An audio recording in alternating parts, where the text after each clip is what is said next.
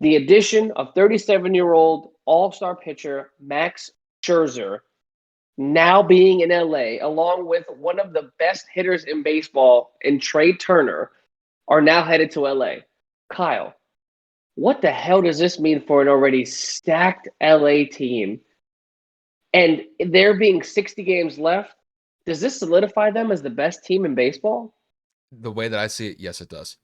I think the Dodgers made this as an insurance policy move because I don't think they're going to expect Trevor Bauer coming back this season. I just don't see it. With all of the legal issues that he's currently dealing with, and there are reports from within the team that they never want to see Trevor Bauer on the team again. That Really? yeah, I've got a New York Post article pulled up right here. Is Dodgers players never want to see Trevor Bauer again. So I think when I look at the situation that led to the deal of Max Scherzer and Trea Turner going to LA, I think LA's front office was thinking, well, I don't think Trevor Bauer is going to be able to come back this season with all of the legal issues that are going on. The fact of the matter is you got players internally saying that they have some disagreements or they have some issues with Trevor Bauer's character. So I think this was largely in part as an insurance policy move to bring in a guy like Max Scherzer to the team, just because I don't think Trevor's coming back. So good on LA though. The fact that you were able to pull this at the last minute to snatch Scherzer away from the Padres, that's sensational from their front office. So you have to give LA a lot of credit for that. And it's like you already mentioned, it catapults that team to the top of the National League and all of baseball to boot. Like, I fear any team that has to go up against the Dodgers because they're just stacked. How are you going to be able to combat against a 1-2 punch in Clayton Kershaw, Max Scherzer, in a lineup that's going to consist of Mookie Betts, Justin Turner, and now Trea Turner? Good luck. That's all I got to say. Dude, I'm sitting here just looking at this man's stats. He's got 142 strikeouts on the season. He's 7-4 with a 2.83 ERA. By the way, guys, randomly, fun fact, I did guess his ERA randomly without looking. Take it for what you want, randomly. Kyle knows, for whatever reason, with numbers and statistics, either it sticks or I'm in the ballpark. I guessed 2.84. It is 2.83.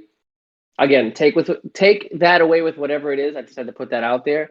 But the fact that this man, the psycho, whatever nickname you want to call him, is now added to already deep LA rotation is just, it's ridiculous. Mm-hmm. The man will throw a complete game and his arm will fall off and he gives no fucks. There have been multitudes of games where the Nationals manager will come out and say, all right, it's time to hang it up. And he's verbally and visibly saying, get back in the dugout. I'm finishing this game. He's prideful. He's dedicated to his craft. And he's an old-fashioned baseball player where he just, bro, he'll throw down. Like Max Scherzer is one of those players that's very gritty and emotional. So please, he adds that next level layer of intensity on that pitching staff.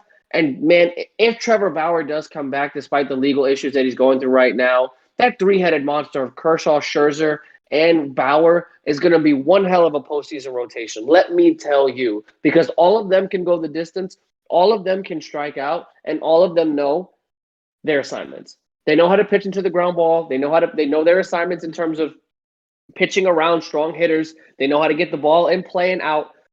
They're just very aware. And that is very hard to find in three pitchers in this generation. So, God, Lord knows the Dodgers are going to now look at the rest of this season and say, if we don't win the NL bare minimum, this season was an immense failure.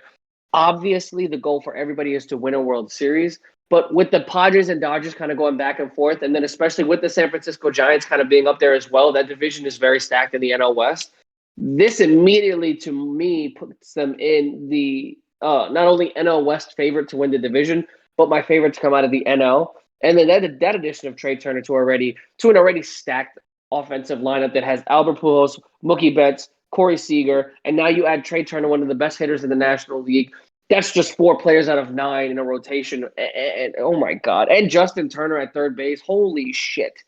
The Dodgers are looking like the Yankees in like 2009, where they're just stacking all-stars left and right, and they give no fucks if they break the salary cap, because they're just here and they say, yo, we about to win, and we don't care how it's done. But that You- news, like Kyle said, that surfaced, dude, the Padres were about to get him. Yep. The Padres literally about to snag Scherzer right from the Nationals. Yep. And I mean, from left field, Jeff Passan comes out with this report that says the Dodgers have now entered the room. 20 minutes later, the Dodgers are now in heavy pursuit of Max Scherzer. An hour later, the Dodgers are in serious talks to acquire Max Scherzer and Trey Turner. Like, bro, I give it to the Dodgers GM. He got one of the best hitters and one of the best pitchers in the National League in one shot without giving up any big players on the active roster. Bro, they gave up a massive haul of prospects, including the Dodgers' #1 overall pitching prospect that was just called up. Shout out to Gray, Josiah Gray. He's actually from New Rochelle, New York. I went to high school out there, so kudos to the boy. But he actually literally just got called up a couple of days ago, and it was pretty cool. Drafted in 2018, already made it to the majors at the age of 23. So big kudos to him going out there to Washington. Hopefully he has a big role out there. Hopefully he makes a stand and makes some noise.